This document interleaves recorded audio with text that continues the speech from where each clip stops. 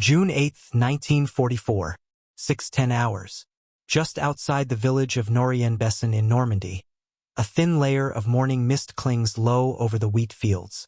The sounds of battle from the previous nights, sporadic artillery, the grind of tracks, shouted orders, have faded into an eerie quiet. And yet, the Canadian Sherbrooke Fusiliers knew something was coming. Their reconnaissance patrols had reported movement before dawn.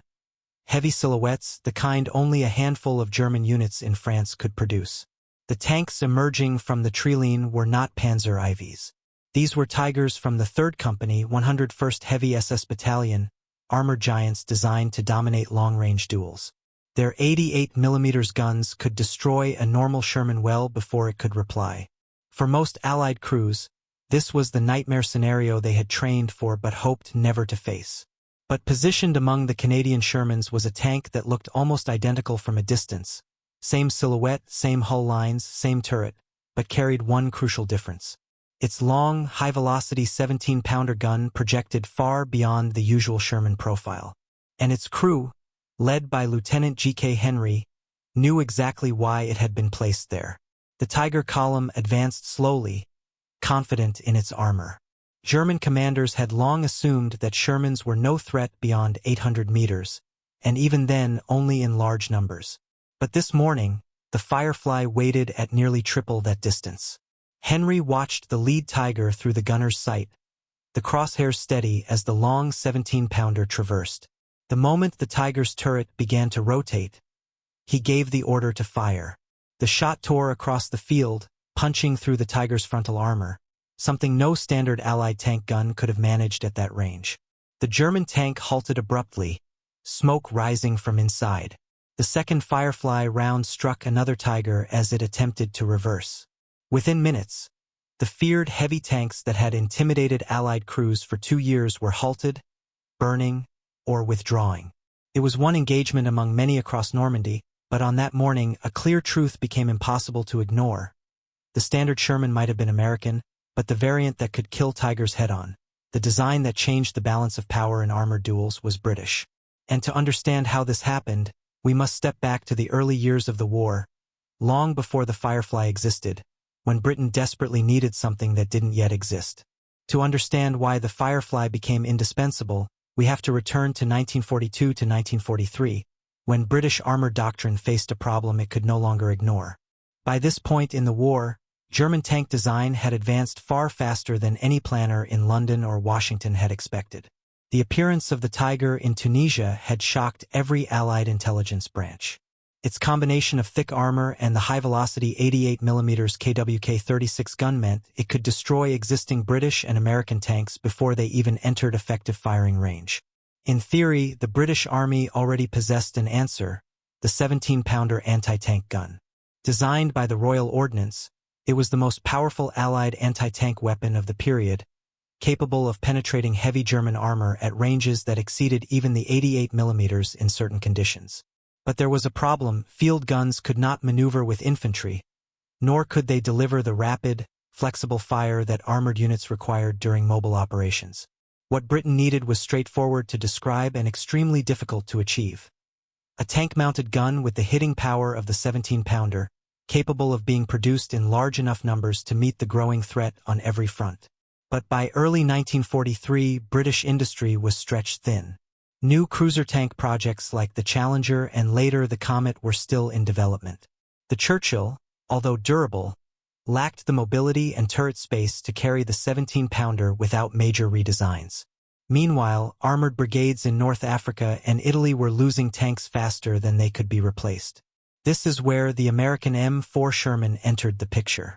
Britain had already received thousands through Lend-Lease, and despite its shortcomings, a high-profile, moderate armor, and a gun that struggled against newer German tanks, it was reliable, easy to maintain, and available in enormous quantities. More importantly, its powertrain and turret ring gave engineers a foundation strong enough to attempt modifications. Yet the problem was not simply mounting a larger gun. The 17-pounder's recoil system was far too long for the existing Sherman turret. Its breech was enormous. Ammunition was longer, and the turret basket would need to be redesigned without compromising crew safety. British engineers faced a task that many considered impossible. Fit a gun that technically did not fit. But the alternative was worse. Without a tank capable of killing tigers and panthers, the upcoming invasion of Western Europe would force Allied crews into battles they could not win. And so British engineers began experimenting, quietly at first, then urgently, as the window for a working solution grew narrower. The challenge facing British engineers in 1943 was not theoretical. It was mechanical, spatial, and brutally practical. The 17-pounder gun was never intended for a medium tank turret. Its recoil length alone exceeded the internal space of the Sherman's turret, and even if the gun could physically be squeezed inside, the breech block would leave almost no room for the loader to operate. Yet inside the workshops of the British Ministry of Supply, a group of engineers refused to accept defeat. The project soon centered around one man, W.G.K. Kilbourne of the Royal Armoured Corps Gunnery School. His approach was not to redesign the Sherman or to create a new tank around the 17-pounder. Instead, he proposed re-engineering the 17-pounder itself. The first major modification was the most critical. The recoil system was rotated 90 degrees to reduce how far it traveled backward after firing. Then the breech block was shortened with a new, more compact design that still maintained structural strength. The gun barrel was also modified with a muzzle brake to help absorb the tremendous recoil forces. Even with these changes, the turret interior remained cramped. The radio had to be removed from the rear of the turret and relocated to a new armored box welded on the back, what Sherman crews would later call the bustle. This not only solved the space issue but improved balance, compensating for the massive gun up front. The loader faced a separate problem. 17-pounder ammunition was long and heavy. To keep the loader's workspace functional, engineers redesigned the turret baskets and removed certain components that were not essential to combat performance. In early trials, loaders found the new environment difficult but manageable, proving the design was workable in combat conditions. By late 1943, the first test vehicle successfully fired the modified gun. The recoil was violent, the muzzle blast enormous, but the results on target were undeniable. On the range, the Firefly prototype penetrated armor plates that no other Allied tank gun could defeat.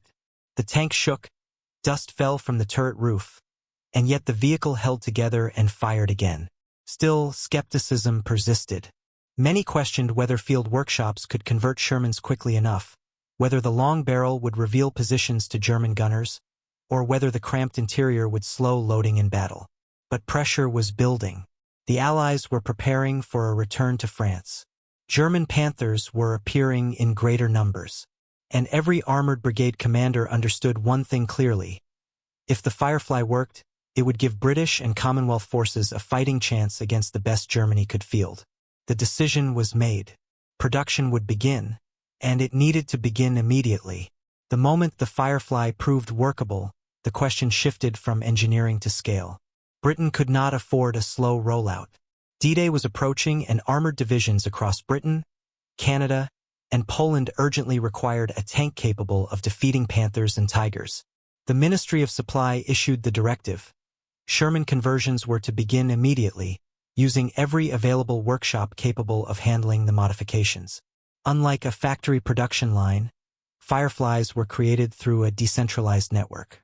M4A4 and, later, M4 hybrids were shipped into British depots where teams installed the modified 17-pounder, relocated radios, adjusted turret baskets, and added internal recoil guards. The process took roughly 150 to 200 man-hours per conversion. Slow by wartime standards, but fast enough to produce meaningful numbers before June 1944.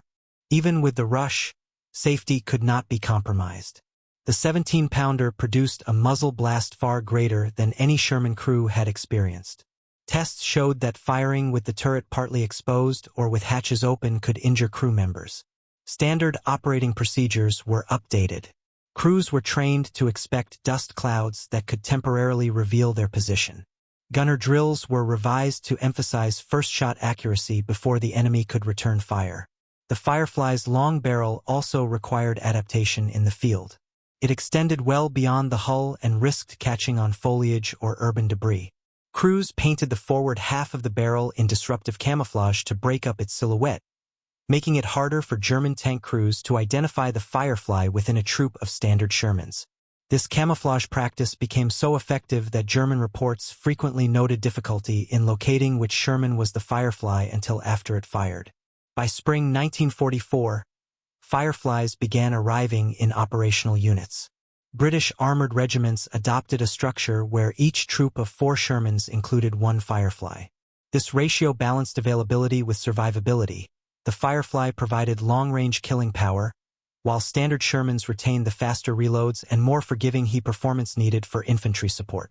Training reports revealed a growing confidence. Crews understood that the Firefly was not perfect. It remained a Sherman with moderate armor, but its gun transformed the battlefield equation. Tank commanders now had a weapon capable of defeating the most feared German tanks from ranges previously out of reach. The psychological effect was immediate. For the first time since 1942, British and Commonwealth crews felt they could meet German armor on equal terms. What remained was the ultimate test: actual combat against Tigers and Panthers in Normandy. When Allied forces landed in Normandy, the terrain itself dictated how armored warfare would unfold. Unlike the open deserts of North Africa or the sweeping plains of the Eastern Front, northern France was carved into tight hedgerows, sunken lanes, and undulating farmland where visibility was measured in meters, not kilometers.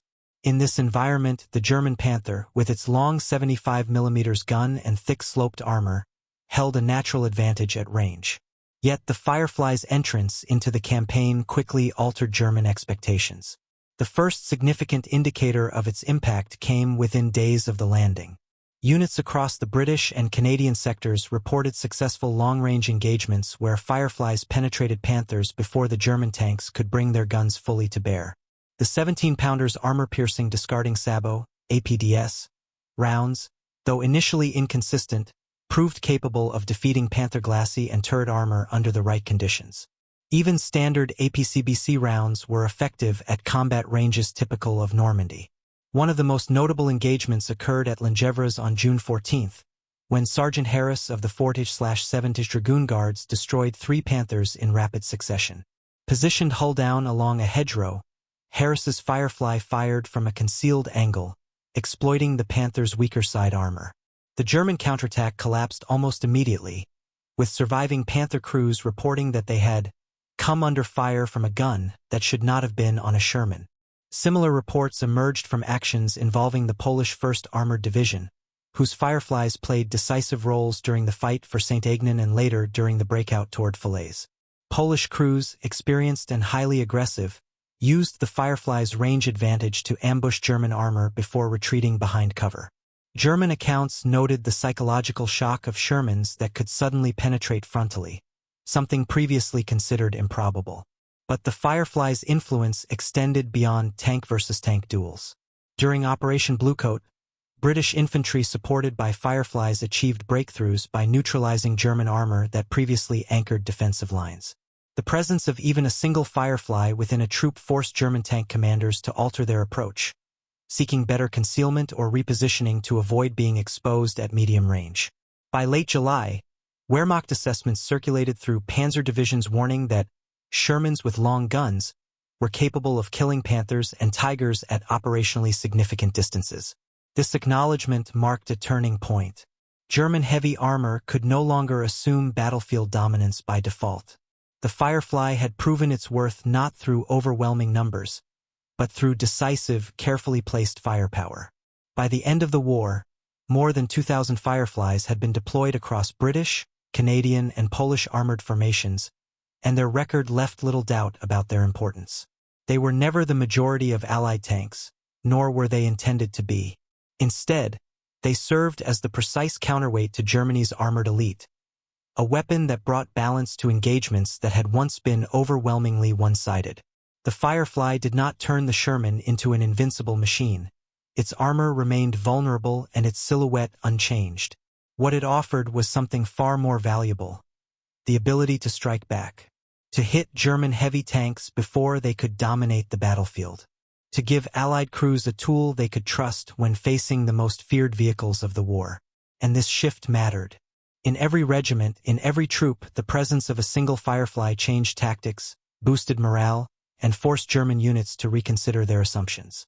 It was proof that innovation, born not from vast American production lines but from British engineering necessity, could decisively alter battlefield realities. Germany built Tigers to command attention. America built 100,000 Shermans to win a global war. But Britain designed the Firefly, the variant that made even Tigers hesitate.